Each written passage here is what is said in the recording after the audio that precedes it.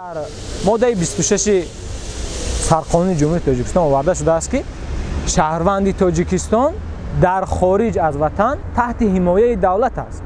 Вале имрӯзҳо мо чандин нафарҳоя медонем ки ва ахборот ҳам дорем ки дар хориҷи кишвар таҳти ҳимояи давлат қарор надоранд.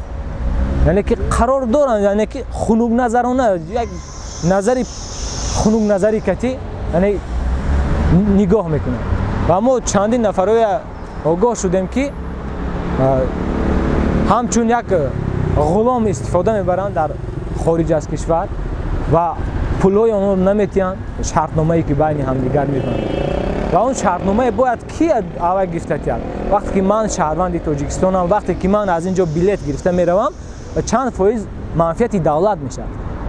ва ин манфиат, барои ин манфиат бояд ваям ҷавобгӯ бошад ки мисол давлатам, ҳукуматам ки моя дастгирӣ кунад, моя дар он ҷо ҳимоя кунад. вақте ки моя дар он ҷо ҳимоя кард, моям пурқудрат ҳисоб мехӯрем, рӯҳияи дигар пайдо мекунем ва намедонам бо озодона сухан мекунем ва ин як ифтихор мешавад барои мо. вақте ки мебинем ки шаҳрванди мо ба ин аҳволу ба ин ҳол қарор доранд, пас мегӯем ки куҷост. фикр мекунам ки муҳоҷирати меҳнатӣ, он нафарон ки дар муҳоҷирати меҳнатӣ ҳастанд, бахусус дар шаҳри Русия, чунки бештари сокинони кишвари мо ба Русия муҳоҷирати меҳнатӣ мекунанд ва дар ин муҳоҷират барои онҳо бисёр вақт мушкилие пеш меояд. аз он ҷумла барои гирифтани патент, барои гирифтани иҷозат, барои иҷозатнома барои кор кардан, барои мушкилие бисёре аст. вале фикр мекунам ягон ниҳоди боқувват мустаҳкам нест ки пуштибони муҳоҷиро бошад. бештар фикр мекунам ки ҳамаи мушкилот дар души ҳам муҳоҷиро худшон ҳастанд.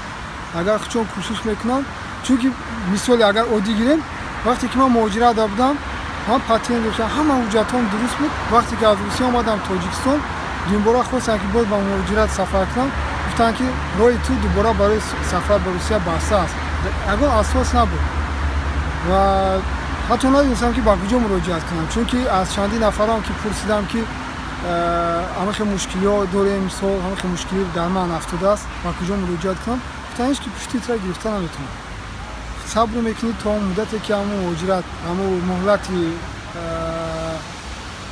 муҳлати ҳамун анҷоми сафари шумо анҷом ёбад, баъд метавонӣ ки ба Русия сафар кунӣ. ва ба ин хотир фикр мекунам ки ҳеҷ гап пуфти ягон муҳоҷира намегирад.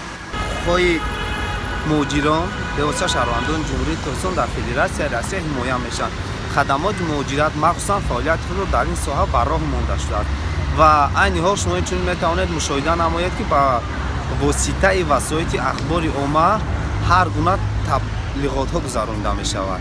баҳри оне ки чӣ гуна шаҳрвандони ҷумҳурии Тоҷикистон бояд ба ҳуҷҷатҳо аҳамият диҳанд, тарзи рафтан аз ин ҷо, гирифтани ҳар гуна иҷозатнома барои фаъолияти хиш.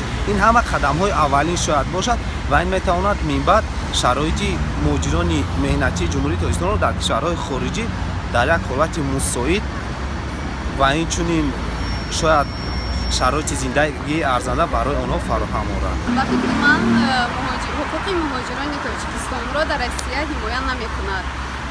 барои он ки вақте ки онҳо ягон ҳуҷҷати ночиз надошта бошанд, барои як камбудии ночиз онҳоро аз он ҷо депортатсия мекунанд ва вақте ки онҳо ба кишвар бармегарданд, онҳо дар муддати чанд сол боз наметавонанд ки ба Россия раванд ва дар ин ҷо бекор мегарданд.